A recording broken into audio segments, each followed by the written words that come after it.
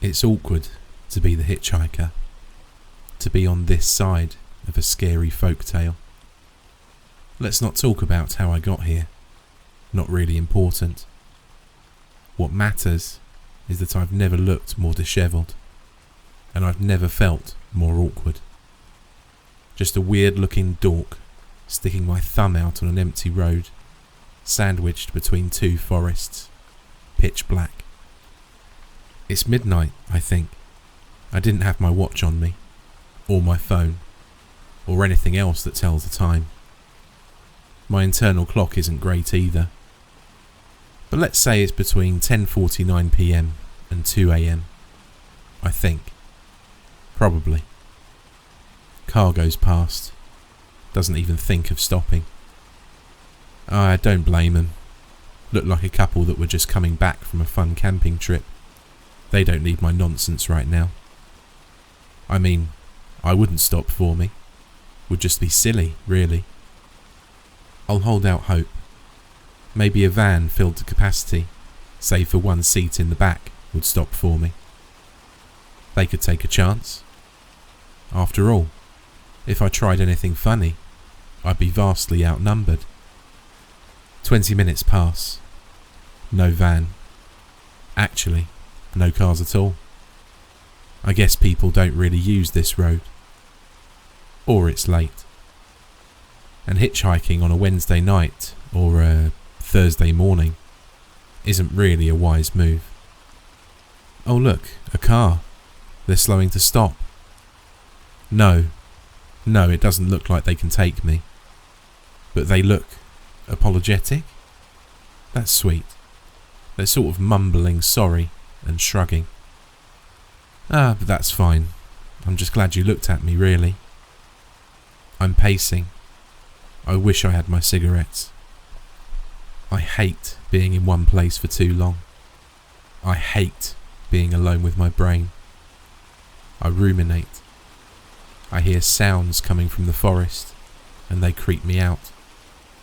I think about worst-case scenarios all the time. You know how your brain can drum up something much scarier than anything real life can throw at you? Yeah. I just need to try to be present. Second thought, maybe I should just stay in my head. It's safer up here. The more mindful I get right now, the more it's clear I'm in the middle of the goddamn road with no hope of getting home. There's a feeling of tension in my chest. It's tight. It aches. I breathe into it. It'll dissipate. I've lived with anxiety long enough.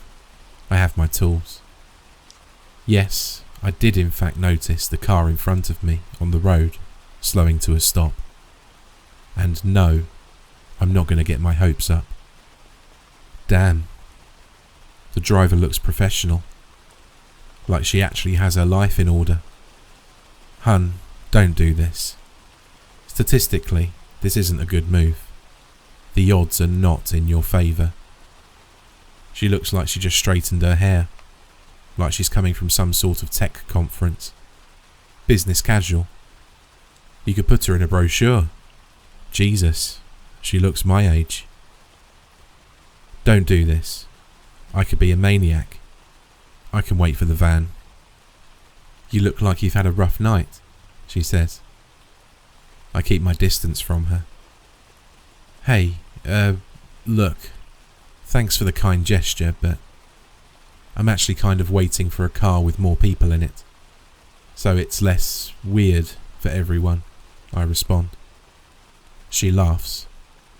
Get in. I'll be okay.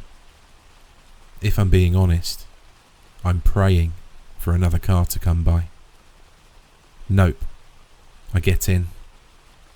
Lady, I'm going to give you a lecture about safety once you drop me off. It's not wise to pick up a scruffy hitchhiker like me in the middle of the night. Whereabouts are you heading? She asks. Honestly, 2 hours in the direction you're already driving. I'm in Morgantown. Anywhere in the city is fine. Cool. I can take you a good chunk of the way there, I think. Depends on how much I like you, she says, laughing. I'm kidding. I'm just grateful for the ride. Thank you. We sat in silence for a bit. I was hoping she'd put on the radio or something. Usually people are more talkative. I don't want to start ruminating again. I wonder what she's thinking. Does she regret picking me up? Is this weird? Is she scared for her safety? She shouldn't be, but I get it. This is weird, right? So, I do have to ask. It's Thursday morning at 1 a.m. What are you doing in the middle of the road? She asks. 1 a.m. Nailed it. My internal clock is better than I thought. And look, lady, I know you just want to have a conversation, but I really don't want to answer this question. A retreat with my friends. We do it every year. It's a bit of a ritual, I say. She looks confused. Right. And does the retreat end with you standing in the middle of the road, looking the way you do right now? No offence. None taken. And, no, I left early. On not so great terms, I respond. She snickers. She looks at me, kind of warm. That's it? She says. That's it, I respond. She shakes her head. Awkward silence. I'm starting to go back into my head. Please turn on the radio or something. You know, if you talked more, it'd be easier to trust you. I mean, I did pick you up in the middle of the night, she says. I laugh. You're free to drop me off wherever you want. I feel weird about this too. It's kind of like when you're accidentally walking behind someone at night and you feel weird, but you two are going the same way. And yet you stuck out your thumb and got in the car, she says. Good point. I mean, it was a good point. It's good to self-reflect sometimes, right? I can be a hypocrite, sure. She laughs again. Okay, I'll tell you something about me. But then, you have to tell me more about you, she says. Damn it, she's cute. I picked you up because I've had benders before, in a past life. She motions to her clothes. I mean, come on, I didn't always look this fancy. I had to sort some stuff out in my life. For someone who claims to be as grounded and put together as you are, picking me up was pretty silly. Again, statistically, a pretty stupid choice. And so, you know, I had nights where people would go out of their way to drop me home. I've literally been in your shoes, you know. Dishevelled, barely awake, drunk out of my mind, sticking my thumb out on an empty road. And honestly, it was just as scary getting picked up. But I trusted people. They took care of me and brought me home. So, in a way, I guess I'm paying it forward. I have full trust that the universe balances things out, she says. She said all of that with a smile. Kind of endearing. Not sure if I trust all of that, but endearing nonetheless. I begrudgingly nod. That's actually kind of wholesome. Now you, she says back. I sigh. This road runs long. It's kind of scary outside. Maybe if she likes me enough, she'll take me all the way home. I don't want to be out on the street again. I'll open up. A bit. All right. So, you ever have that group of friends where you've changed so much as a person that you probably shouldn't be friends with them anymore, but you also feel obliged to show up when they ask you to come out? I ask. She snickers. So you end up going out to that stupid event you know you shouldn't be going to, and you regret it immediately, she says back. Exactly. So I go. Because we're all buddies, right? And we go way back. Except, I don't like the idea of getting trashed at a hostel. And having to, Give the group my phone, my keys, my wallet, everything. Play that stupid game we all play, I say. Stupid game? I sigh. All right, but you have to promise not to judge me, I say. She shrugs. Her eyes say, you can't stop me. Fine. The game is basically that each of us has to hit the town and find a girl to bring back to our room. Anyone who doesn't succeed has to sleep outside without any of their belongings, I say, embarrassed. Wow, she says. You and your friends really are chauvinistic morons, aren't you? I make a face. Like I said, I really shouldn't be friends with them anymore. Come on, I'm kidding, she says. You shouldn't let your guard down too quickly. I haven't finished my story yet. I take a beat, then I continue. I came this time, but my terms were clear. I'll hang out, we can drink, and I'm happy to be a wingman to anyone playing that stupid game. But beyond that, I won't be participating. I want to stay at home, kick back and have a relaxing time. You didn't really think they'd let you not participate, did you? She says. I did, that's why I came. Really? She asks. Really, really? She shakes her head. Moron. You're almost getting too comfortable with me now, I say. Great diversion. But you didn't tell me the whole story, did you? She responds. You know, if I had a cigarette and a light, I'd be happy to go back onto the street. But I don't. All right, you win. Okay, well, they pulled their crap on me. I had a couple of drinks in me, and slowly those jerks grabbed my keys, my wallet, my phone, my damn smokes. Little by little, pricks. I'm getting heated. I'm scaring her, aren't I? By the time I knew the jig was up, they all got together to try to pick me up and throw me outside. You know, force me to play that dumb game with them. Force me to bring a girl back to our room. I'm rambling. Let's try to cool it. You lost your mind, didn't you? I lost my mind, I respond. I freaked out. I'm not usually an angry drunk, but something in me snapped this time. Mark grabbed me by the legs, and Francesco had my arms, and they were trying to drag me outside. They were laughing. So I started kicking and punching, hard. Once I got my footing, I was just straight up swinging at them, full force. I feel like I did some damage. Nothing like too severe, but, you know, Mark fell to the floor. I kept hitting him. Everyone eventually tore me off of him, but I was still like, lashing out. Not physically anymore, but verbally. Like emotional abuse. It was weird. God damn it, I need to save this for therapy. Anyways. They just looked at me, mortified, like I was a freak or something. And so I walked out the front door, and here I am. Took me 15 minutes of walking to realise that I didn't have my phone, keys, wallet, cigarettes, anything. I wanted to go back inside to ask them for my stuff, but it just felt so weird. Like something was stopping me. Just think it would have been so awkward, you know? To freak out, punch my friends, and then come back and say sorry. I know I'm rambling, by the way. I kind of get stuck in my head sometimes. Sorry. Really wish I had a cigarette right now, I say.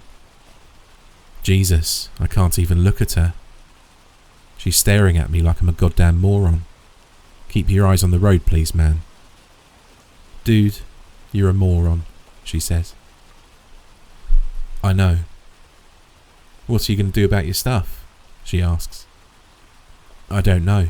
I'll just call them or something. Later, like in a few days, to apologise. I'll need to borrow someone's phone to do that, obviously. Or alternatively, I could bring you back to the hostel tonight. They'll let me come back in if I bring a lady, right? She stops the car. Damn, I'm sorry. Stupid joke, I say. Awkward silence. She slowly starts driving again. You're not making this easy, she says. I know. The road stretches long. Are your friends smokers too? She asks. No, I respond. Just me. You sure about that? Why would they lift your cigarettes if they don't smoke? Just to, be dicks, I guess. They're just like that. Wow, this road is long. Guess I never really paid attention to roads before. That's kind of weird. Why is there an eye on the glove compartment box? Why is it blinking? What is that? I say, pointing. She giggles. Just decoration. You missed that when you got in? I'm out of it, I respond. Silence.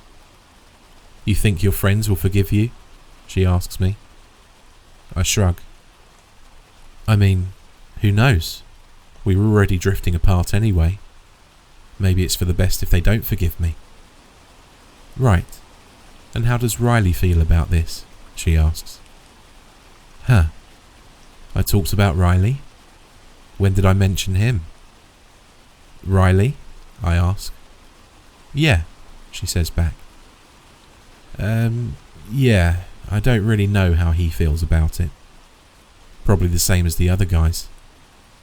Hey, when did I talk about Riley? Silence. I never said his name before, I say. She sighs. Yeah, you did. You've been rambling for a while, repeating yourself over and over again, and then forgetting that you said anything, she says. Damn. What? I look in front of me. The road stretches long. I look back. The road stretches long. Wow, how much did I drink? Am I screwed up? And seriously, why is there an eye on the glove compartment? And now you're spiraling. You're in your head, and it's going to be super quiet and awkward for another few minutes, she says back. Damn, keep it cool, dude. Clearly my hitchhiker etiquette needs some work. I'm being unseemly. Sorry, weird night. It's fine. Just take a chill pill, Michael. Breathe in. Relax. It's all good, she says. I never said my name before, I say. You are really forgetting stuff. No, I'm not actually. And I hate to use a very overused term, but it feels like you're gaslighting me right now, I respond. Look, I'm not comfortable with you freaking out at me, she says. Just look out your window, take a breath, and cool it. I'll get you home. Fine. Okay. Back in my head, with my thoughts. Back to looking outside. This road stretches long. This road stretches really long. Am I losing it? Take a deep breath. I'm okay. It's been quiet for a little bit. I think I can calm down. Yes, that damn eye's still there, but... I think Mark smoked your cigarettes after you left, to calm down. Alright, she wants to break the tension by theorising about my friends. Screw it, I'm here for it. I think he smoked them indoors. A few of them. I think he tossed them, half smoked and still lit, into a large potted plant. I don't think he knew any better. I think they caught fire, she says. Wait, the road isn't narrow anymore. Why does it feel like we're driving on a large open field? What are you saying? I don't think your friends knew what to do. They were probably too screwed up.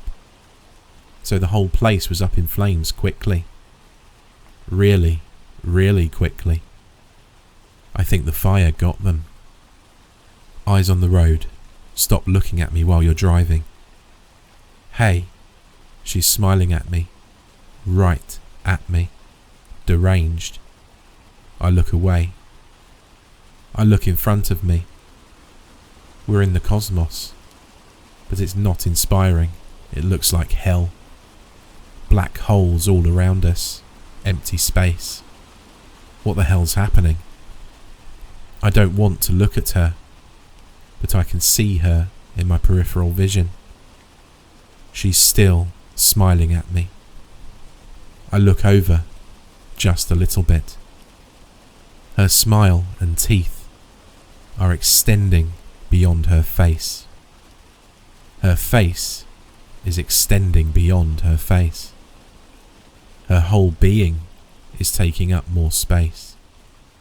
She looks animated, unreal, pitch black, unreasonably happy. Her smile is so clear, it doesn't make sense. I feel like I'm prey. This feels like nature. Her eyes are smiling, warm. She's looking at me harder than anyone's ever looked at me in my life. Damn, when did I start looking back at her?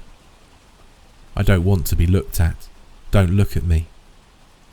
I can't scream, but I'm still alive. Maybe if I keep doing what I'm doing, I can stay alive. If it wasn't the cigarettes, it would have been something else.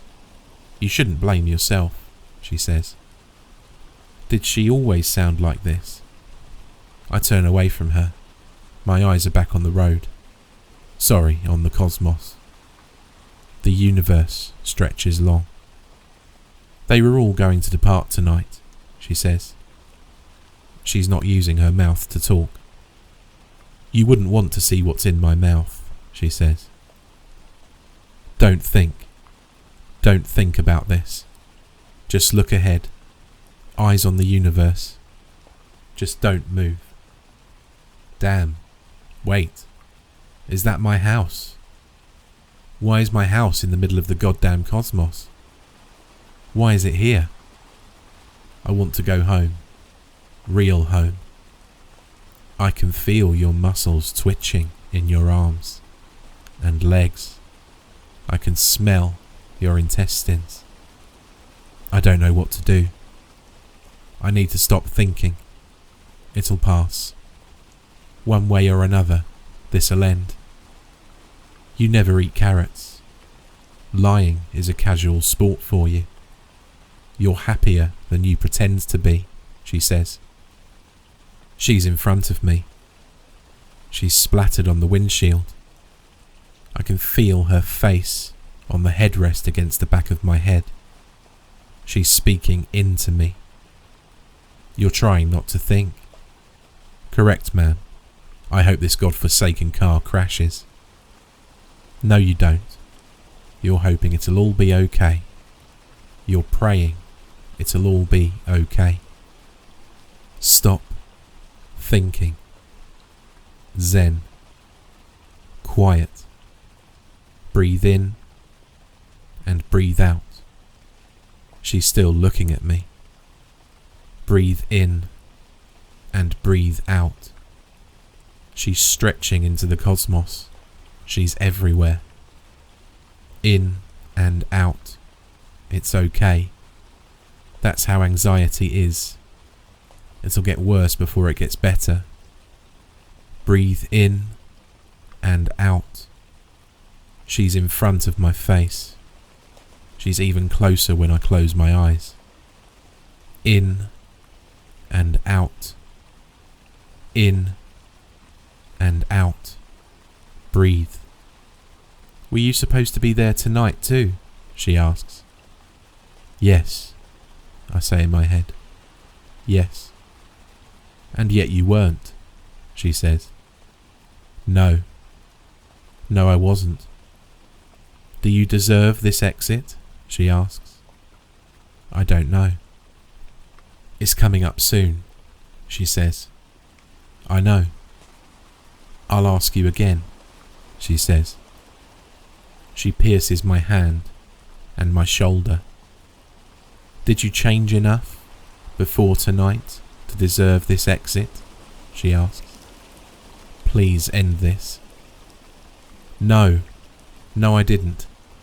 I think I'm a piece of crap. I think I deserve to die, I say back to her. She makes a right on the exit, and we drive out of the cosmos. Everything returns to form, like how it all should be. Trees, road, concrete, gravity, sky, and I'm home. That's it. I'm home. It's morning. The sun's coming up. Pardon the cliche, but I actually think I hear birds chirping. And she's business casual, professional, all put together. But I'm bleeding from my hand and my shoulder, and that eye on the glove compartment box is still there. We're parked on the street right in front of my house. Okay. I've always been particularly bad at saying goodbye to people who dropped me off. I open the car door and I trudge onto the sidewalk. I look back at her. I close the car door. A slow trickle of blood onto the sidewalk. A little bit on her car. Sorry about that. I should go inside and get myself cleaned up. Damn, no keys. We're looking at each other. You said some really mean stuff about yourself back there. You shouldn't sell yourself short, you know. She says it with a smile. I believe her. I do a half wave, and before I can think to myself, please God, just drive off, please, she starts driving off, down the long road. It stretches long, and long, and long, and long, and she's in view still, smaller and smaller, and then she's gone. It's kind of nice outside. Never realised how pretty this neighbourhood is. Maybe I'll stand here for a little while.